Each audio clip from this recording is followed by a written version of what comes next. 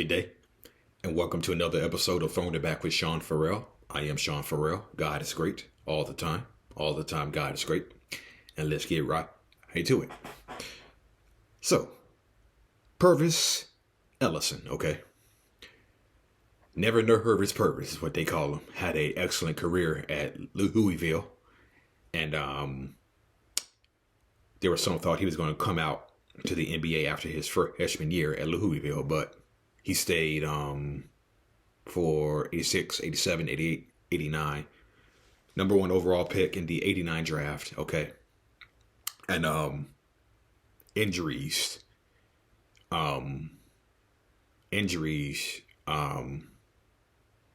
limited him to 34 games, okay? And they were, and Pervis is best remembered by people for his bricks, his turnovers, and his missed dunks as a rookie. So he was kind of a goofy rookie. If you want to be, he was a goofy rookie. Bricks, turnovers, missed dunks. Okay, so, and not only that, Michael Jordan posterized him in the game in Chicago. Okay. He got dunked on by Michael.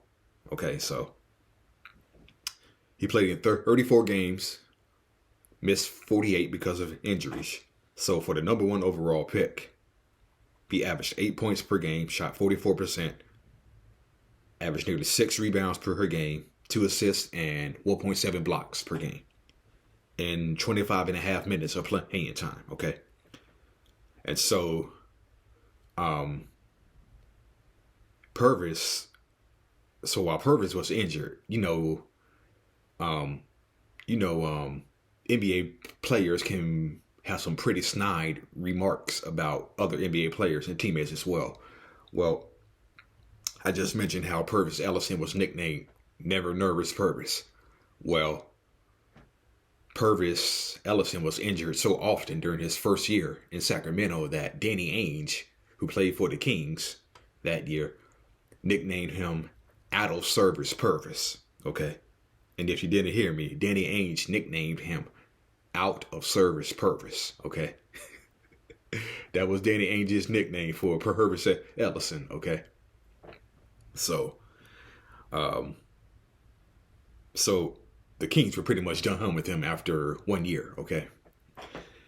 And so there was a three-way trade that occurred on draft day 1990 that involved the Bullets, the Jazz, and the Kings, okay? And it went like this. The Bullets acquired Pervis Ellison from Sacramento, okay? And the Kings acquired Bobby Hansen and Eric Lechner from the Utah Jazz. And in the process, the Jazz acquired Jeff Malone from Washington. Okay, so that was a three-way trade between the Bullets, Jazz, and Kings. Eric Lechner and Bobby Hansen were in Sacramento. Pervis Ellison was in Washington, and Jeff Malone was in Utah. Okay, and so he improved slightly in 1991. He averaged around 10 points per game. Okay. And so 1992 was his breakout year, okay? 1992, Pervis averaged 20 points, 11 rebounds, almost 3 blocks per game, okay? And he was named the 1992 Most Improved Player, okay? So 92 was Pervis Ellison's breakout year.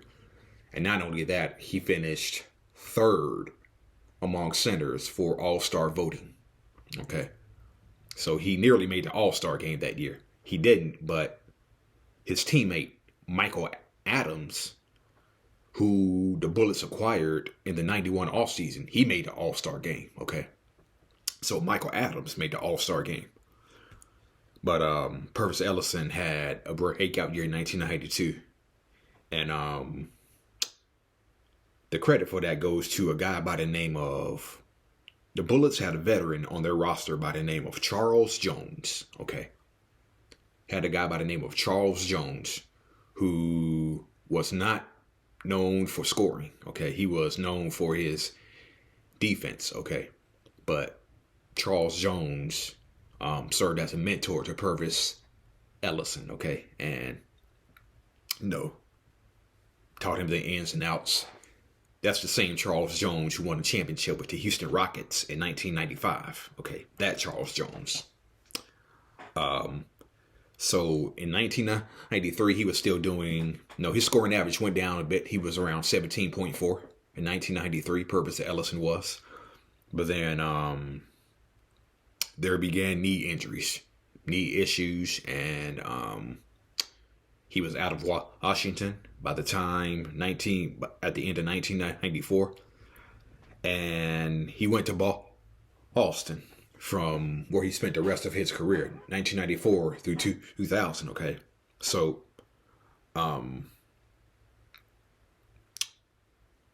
pretty healthy in 1995, but between 1996 and 2000, his last 4 years in Boston are 1997, 98, 99, and 2000. He played in only 4 years. In 4 years, he only played in 69 of a possible 246. So 1997, 1998, 1999, 2000, he only played in 69 games combined because of recurring knee injuries. Okay, so yeah, never nervous Pervis. The man Danny Ainge once called out of service Pervis. Okay. Alright, so hold on. No, that's not it. That's not it.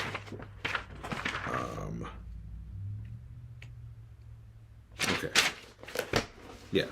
So sometimes teams get burned when they draft players who have superstar potential written all over them, okay? And they bust and they flop out, okay? So that's why they call the NFL draft, the NBA draft, a crapshoot. You just don't know. You're drafting off potential, pretty much, okay?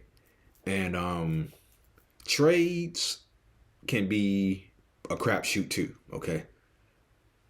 Take for instance the Jeff George, Andre Rison draft day trade in 1990, when the Falcons traded their number one pick to the Colts for Jeff George and Andre Rison. Okay, so you would say the Falcons got the better of that deal. Okay, the Falcons got the better of that deal because Andre Rison was pretty productive as an Atlanta Falcon, and Jeff George, he was okay, decent at best.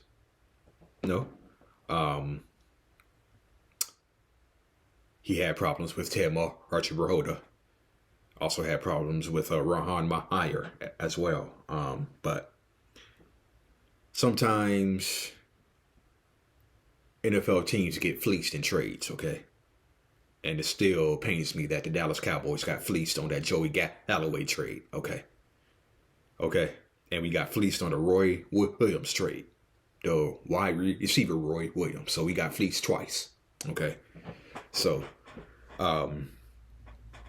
which brings you to the topic of the Sean Elliott and Dennis Rodman trade, okay? So, Sean Elliott was having pretty productive years in San Antonio, okay? And Dennis Rodman was at the end of his years in Detroit, okay? And the Pistons were looking to get rid of Rodman after a tumultuous 93 season. In which he was sleeping in the Pistons parking lot with a gun in his truck.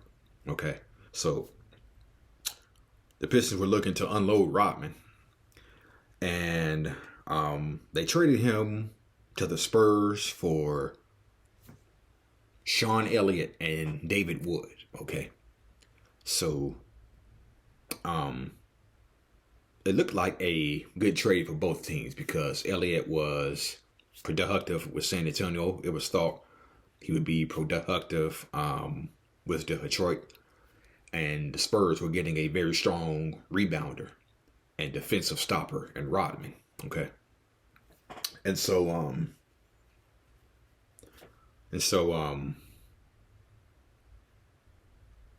the first half of that season, it was pretty apparent that Sean Elliott wasn't working out for the Pistons. And there were reports that he never saw eye to eye with Isaiah Thomas as well. Go figure. Anyway, so it was reported that he and Isaiah Thomas did not get along. Sean Elliott. And so the Pistons put together a deal with the Houston Rockets to send Elliott to the Rockets for Robert Horry and Matt Bullard. Okay. So they make his deal. Sean Elliott takes his physical. And they say Sean Elliott, the story goes Sean Elliott failed his physical. But what really happened was the doctors who gave him his physical, they were all conflicted. No, they were all conflicted about the Elliott's kidney status of his kidney. Okay, so they were all conflicted. So the doctors didn't know. So they just sent him back. So the doctors didn't know. So they were undecided. So the trade was null and void. And they ended up sending Elliott back to Detroit. And Bullard and Robert Horry were sent back to Houston. Okay. And so, if you watch that documentary, Clutch City, you show Robert Horry sitting in the stands. And you show Robert Horry sitting in the stands. And Robert Horry was like, they have that shot of me sitting in the stands. And I'm just sitting there looking like, why? Why have I been traded to a terrible team? Okay.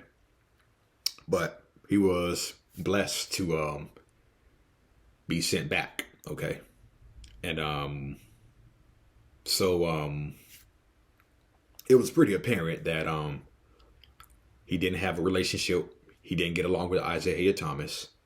Sean Elliott was doing everything he can. It was reported that Sean Elliott was not giving it his all, okay?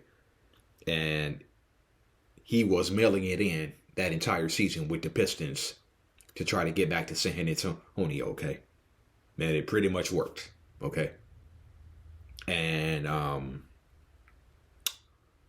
so the Pistons were pretty much left with egg on their face, okay? And not only did Sean Elliott go back to San Antonio the next season, he was also playing with Dennis Rodman too, who had got traded the off season before. Okay, so it was pretty clear that the Detroit Pistons got fleeced. Okay, so the Detroit Pistons got fleeced, and they had a deal because they lost Rodman, and Sean Elliott wasn't productive as he should have been. And then they trade him back to San Antonio. And so it was pretty apparent that the Detroit Pistons got fleeced, and that had a deal. Yeah, it was pretty apparent the Pistons got fleeced because Rodman was his usual self in San Antonio. Then he went on and won 3 more championships with the Bulls. Okay, so the Pistons were left with egg on their hair or face. So not only that, Sean Elliott won a championship too in 1999. So, all right, that's it and that's all. For throwing it back with Sean Farrell. I am Sean Farrell. God bless you all. Peace out. I'm gone.